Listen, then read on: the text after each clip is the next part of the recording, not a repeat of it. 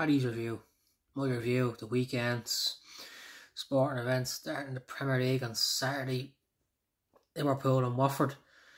A brilliant achievement for Sadio Mane to reach 100 goals with Liverpool. An amazing achievement. He's been a brilliant player for them.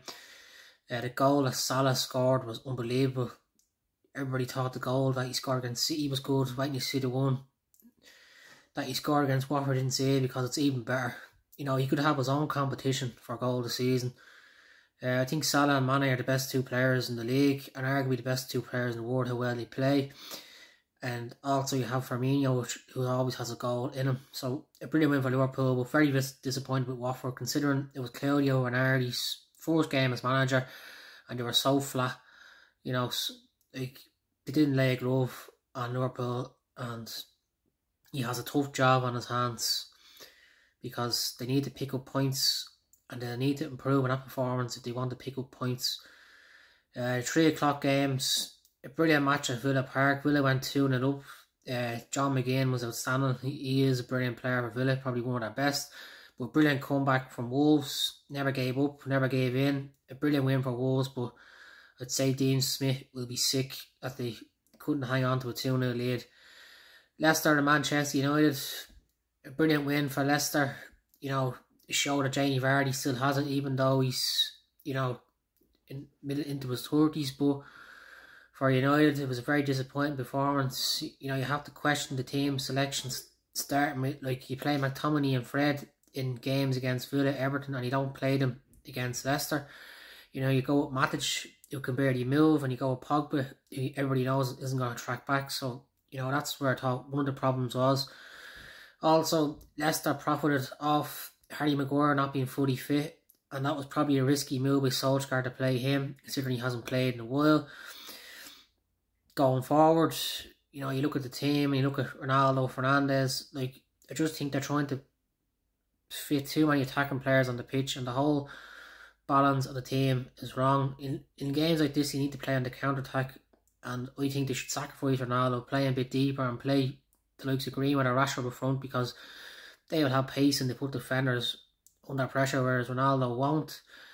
I know there's a lot of talk since this performance, but as Gary Neville says, they're the odd bunch and they are that for a reason. But the problem is the too many attacking players and not enough defenders, and the whole structure is wrong and something needs to change. I know Pogba and Solskjaer are saying something needs to change, but the fixtures they have coming up is difficult, and this will be the making or breaking of Ole Gunnar.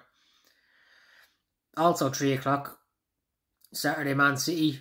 De Bruyne showed again why he's the best player in the world. What a goal he scored. Unbelievable goal. He is brilliant. And Norwich, Brentford, or Brighton I should say. I thought Norwich played well, but they're just struggling to crack the net at the moment. And your man Sargent will be disappointed he didn't score. He had some great chances in the match. But another good result for Brighton. They've started the season brilliantly. The halfway match, Chelsea ground out an ugly win.